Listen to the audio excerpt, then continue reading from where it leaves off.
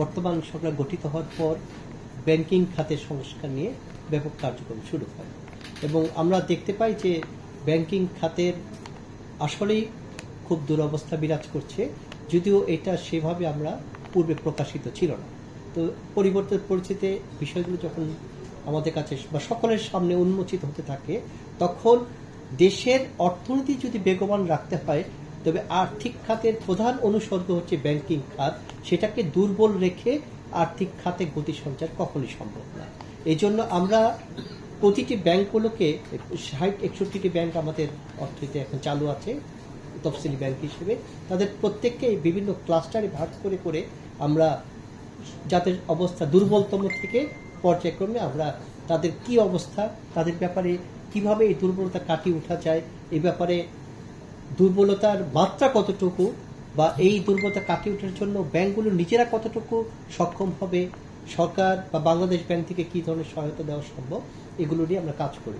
তার প্রথম ধাপ হিসেবে দেখেছেন যে 5টি ইসলামী ব্যাংক একীভূত হয়ে মার্জার হচ্ছে। এরপরে আমাদের নজর আসে যে রাষ্ট্রীয় মালিকানাধীন ব্যাংকগুলোকে নিয়ে। এই ব্যাংকগুলোর মধ্যে 2-1টি ব্যাংক সম্পর্কে আগে থেকে একটা পারসেপশন ছিল যে তাদের সম্পদের গুণগত মান খুবই বোধহয় খারাপ অবস্থা। তো এই ব্যাপারে যখন আমরা দেখি, আপনারা ভালো করে জানেন, একটি ব্যাংকের অ্যাসেট কোয়ালিটি যখন ডিটোরিয়েট করে তখন তার মাল্টিপল ইম্প্যাক্ট দেখা যায় বিভিন্ন খাতে। একদিকে তার ইনকাম কমে যায়, অ্যাসেট নন পারফর্মিং অ্যাসেট বেড়ে গেলে রিকভারি কম হওয়ার কারণে ব্যাংক তারল্য সংকটে পড়ে। অধিক পরিমাণ ঋণ যদি শ্রেণীকৃত হয় তার ক্ষেত্রে প্রভিশনের প্রয়োজনীয়তা বেশি দেখা দেয় এবং কম ইনকাম দিয়ে অধিক প্রভিশন সংরক্ষণ করা বাস্তবসম্মত হয় না।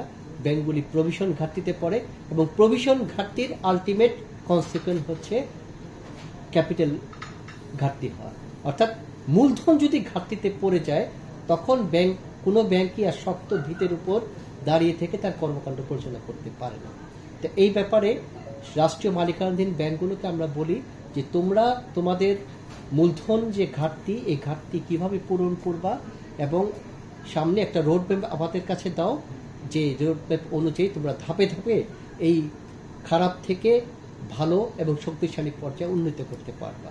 তো ব্যাংকগুলো তাদের রোডম্যাপ আমাদের কাছে জানিয়েছে। কিছু কিছু আমরা এগুলো অ্যানালাইসিস করে দেখেছি যে বেশ কয়েকটি ব্যাংকেরই বাস্তব ভিত্তির উপর দাঁড়িয়ে থেকে তারা পরিকল্পনাগুলি প্রণয়ন করেনি। তারা যেগুলো আশাবাদ ব্যক্ত করেছে, যেসব টার্গেট তারা এত তারিখের মধ্যে বা এত সময়ের মধ্যে এই পরিমাণ টার্গেট অ্যাচিভ করব, আমরা যে কথাগুলো বলেছে তা বাস্তবতা বিবর্জিত বলে আমাদের কাছে মনে হচ্ছে। এই কারণে আমরা বলেছি যে না, তোমরা আরেকটু রিভিউ করে আরো বেশি রিয়েলিস্টিক অ্যাপ্রোচ আমাদের কাছে করো। কারণ যে প্রপোজালটা বাস্তব ভিত্তির উপর দাঁড়িয়ে থাকবে না, সেই প্রপোজাল অ্যাকসেপ্ট করে কোনো কর্ম পরিকল্পনা আসলে প্রণয়ন করাটা এটা মোটেও বুদ্ধিমানের কাজ হবে না।